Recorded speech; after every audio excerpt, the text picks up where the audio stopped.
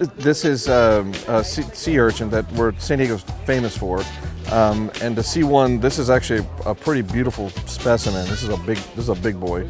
So we just got an awesome expert description on how to harvest the uni, which of course is the roe, out of these guys. But as you can see, this guy is still squirming around. Probably weighs about a pound and a half, something like that.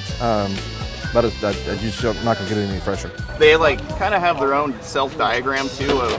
You'll see each one has 5 segments. So you'll see these like darker spots. Oh, on the them. 5. Yeah, like these like lifted, darker spots. Yeah. That's exactly where the uni lays on the inside of the shell. So the uni's like kind of tucked into each segment. Each pocket. So that's a segment, that's a segment, that's a segment. So these are the lines that divide it. That's why they call it echinoderm, because it has 5 segments. Echinoderm? Yeah. Okay. You just lay a knife right on top of it and either tap it with like a mallet or like back of a broom, something to just lightly...